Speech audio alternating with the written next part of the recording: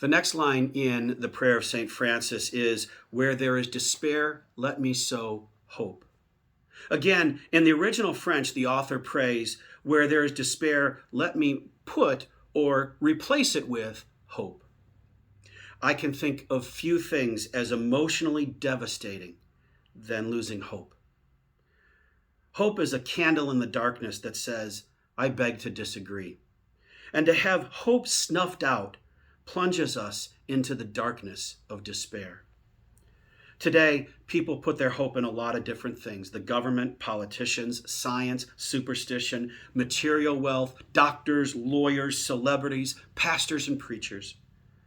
I frankly wouldn't recommend putting your faith in any of those things or those people, not even pastors and preachers. Because people, even the best intentioned people, the smartest people, the wisest people, are flawed and fallible. And since institutions are designed by and run by people, institutions are flawed and fallible as well.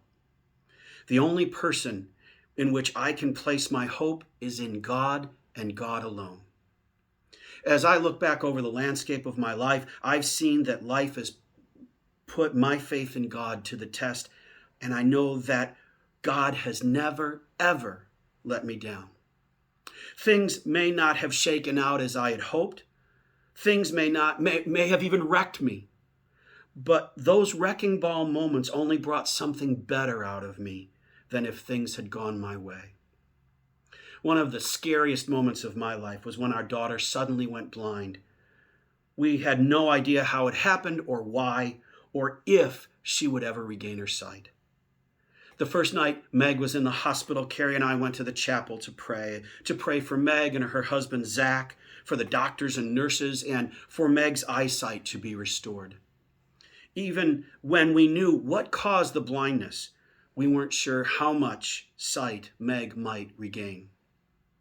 I have to tell you, through those scary days and weeks, it felt like the Holy Spirit comforting me, and I knew that no matter what the outcome, God would take care of us, and because of that, I never lost hope. During those weeks, our friends and relatives came alongside of us with their prayers and their encouragement and their compassion, and God used all those people in our lives to give us strength and comfort to know that we weren't alone. Psalm 34 verse 18 says that God is close to the brokenhearted, and I believe that the main way that God is close to the brokenhearted is through the caring words and compassionate deeds of people like you and me. People who will take the time to come alongside of folks who are grieving the loss of a loved one, say, or of a pet or a job or a home or health. Obviously, we cannot offer hope that a loved one will come back, but we can offer the hope that they are not alone in their grief. We can offer hope that there are other jobs, that limitations of health do not mean the end of living with joy and faith. In a society that often neglects the wounded, the broken, and the brokenhearted, be the exception.